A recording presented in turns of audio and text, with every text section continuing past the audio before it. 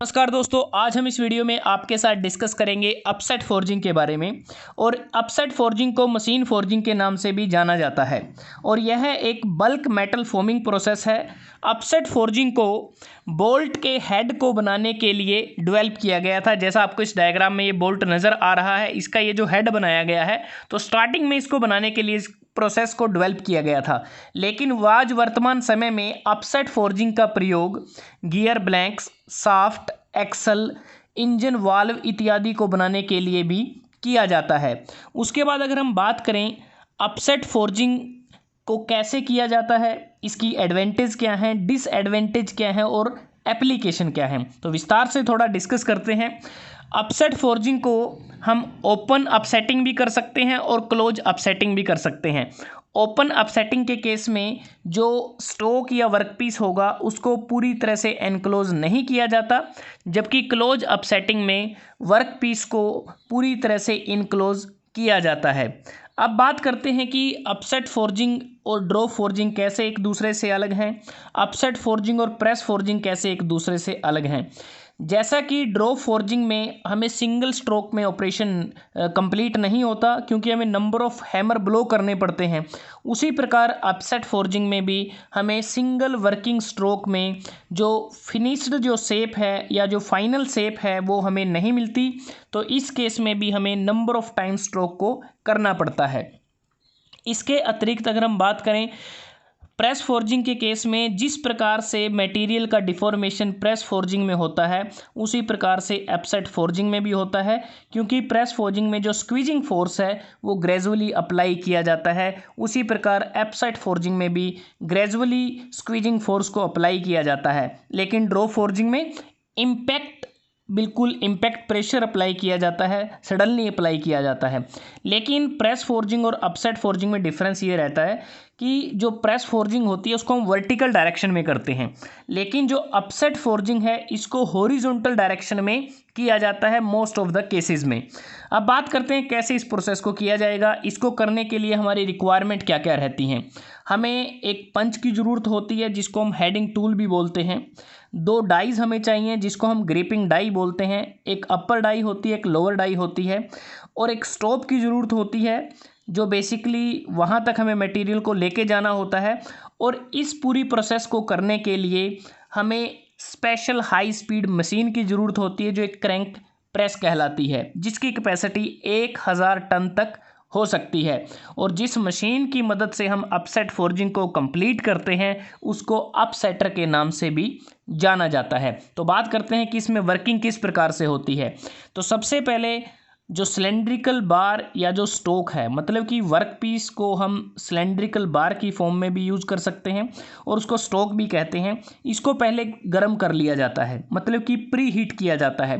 Pre heat करने के बाद दोनों ग्रिपिंग डाइस के बीच में इसको लेकर आते हैं और स्टोप तक इसको लेके जाया जाता है। और उसकी अगर हम बात करें कि जो मैक्सिमम जो लेंथ होती है, हमारा जो सिलेंड्रिकल बार है उसकी जो मैक्सिमम लेंथ है जो हम एक स्ट्रोक में अपसेट कर सकते हैं, वो बेसिकली 2.5 गुना होती है सिलेंड्रिकल बार के डायामीटर की। अगर हम लेंथ की बात करें कि सिलेंड्रिकल बार या स्ट्रोक की लेंथ कितनी होती है, इसकी लेंथ इसके डायामीटर की 3 गुना होती है। ये एक रूल है जो हमें अपनाना पड़ता है प्रोसेस को करने के लिए। अब जो सेकंड स्टेप होगा उसमें क्या करेंगे, स्टोप को हम रेज कर देंगे ऊपर की तरफ और जो ग्रिपिंग डाइज हैं उसमें हम हेल्ड करेंगे सिलेंड्रिकल बार या स्टोक को, अच्छी तरह से टाइटली उसको हेल्ड किया जाएगा। इस केस में अगर आप देखें दोनों ही डाइज मूव करती हैं।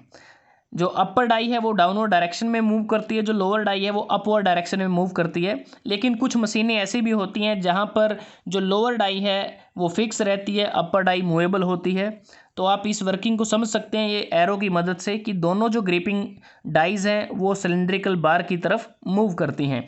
उसके बाद जो तीसरा स्टेप होता है, तीसरा स्टेप ये होगा कि जो पंच होगा उसको पुश किया जाएगा हमारा जो स्टोक की तरफ, और ये जो डाई कैविटीज़ हमारी बनी है, क्योंकि पंच की मदद से स्क्वीजिंग प्रेशर को अप्लाई किया जाएगा, स्क्वीजिंग फोर्स को अप्लाई करेंगे धीरे धीरे।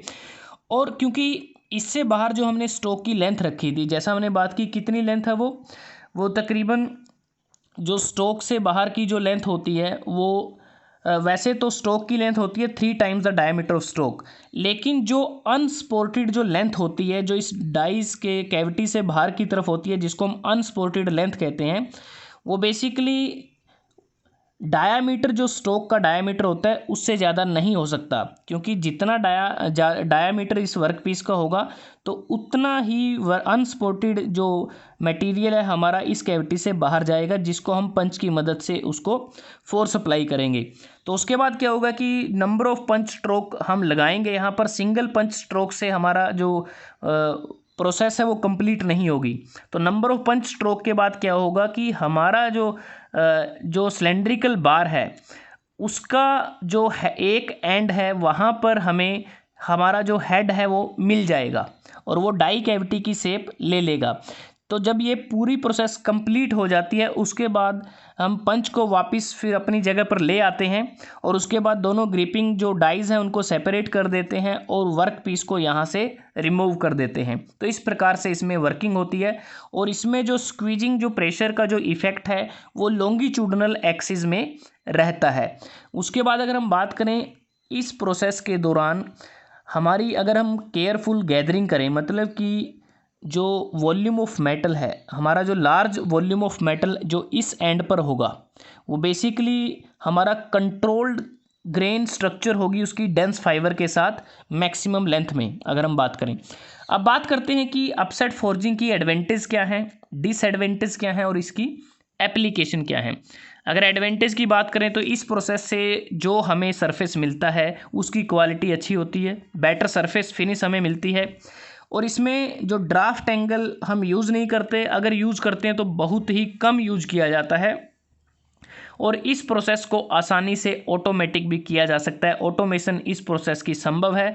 अगर हम कंपेयर करें ड्रॉ फोर्जिंग के साथ, अपसेट फोर्जिंग हमें ज़्यादा प्रोडक्टिविटी देती है और साथ में इस अपसेट फोर्जिंग में जो मेंटेनेंस है वो भी हमारी बहुत सस्ती होती है।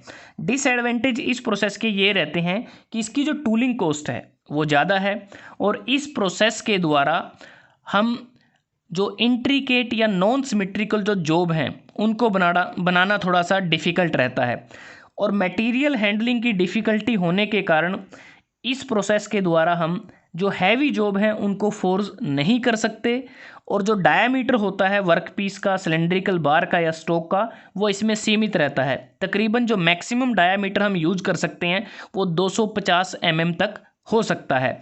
अब बात करते हैं कि एप्लीकेशन क्या क्या है इस प्रोसेस की। इस प्रोसेस के द्वारा हम मास प्रोडक्शन कर सकते हैं स्क्रू की, रिविट्स की, हेड बोल्ट की, इंजन वाल्व की, फास्टनर की, कपलिंग की, axle, gear blank, valve stem, nut, wood screw, washer, collar इत्यादि। जैसा आप डायग्राम में देख पा रहे हैं कि जैसे ये रिविट है, सॉलिड रिविट है और इसका जो राउंड हेड है ये अपसेट फोर्जिंग से बनाया गया है। उसके बाद अगर आप इंजन वाल्व देखते हैं तो ये वाला जो पोर्शन है ये भी अपसेट फोर्जिंग से बना है और बोल्ट का जो ये हेड है ये भी अपसेट फोर्जिंग से बना है। तो दोस्तों आज हमने इस वीडियो में आपके साथ डिस्कस किया अपसेट फोर्जिंग के बारे में, जिसका दूसरा नाम मशीन फोर्जिंग है। और अगर हम बात करें ड्रॉ फोर्जिंग और अपसेट फोर्जिंग में एक पॉइंट और है जिसे हम डिस्कस कर सकते हैं कि जब हम ड्रॉ फोर्जिंग से फोर्जिंग तैयार करते हैं, जो फाइनल प्रोडक्ट हम तैयार करते हैं, उस दौरान हमारा मटेरियल ज़्यादा वेस्ट होता है। मटेरियल वेस्ट होने का कारण ये रहता है कि वहाँ पर हम जो डाई कैविटीज़ होती हैं अपर डाई और लोअर डाई के बीच में हमारा जो टॉलरेंस है वो ज़्यादा रहता है, जिसके कारण हमारा जो मटेरियल है वो प्रोडक्ट से साइड में चला जाता है, जिससे हमारा फ्लैश बन जाता है और फ्लैश एक वेस्ट मटेरियल होता है जिसको बाद में हमें ट्रिम करना पड़ता है। लेकिन अपसेट फोर्जिंग के केस में हमारा जो फ्लैश है या तो बनता नहीं है, अगर बनेगा तो बहुत ही कम बनेगा। तो ये भी इसका एक एडवांटेज है जिसके कारण हमारा मटेरियल वेस्टेज कम होता है। तो दोस्तों अगर आपको ये वीडियो अच्छा लगा आप इसको लाइक कर सकते हैं, शेयर कर सकते हैं अपने दोस्तों के साथ, स्टूडेंट्स के साथ, और चैनल को सब्सक्राइब करना ना भूलें। जल्दी हाजिर होते हैं एक नए वीडियो के साथ, एक नए टॉपिक के साथ। धन्यवाद।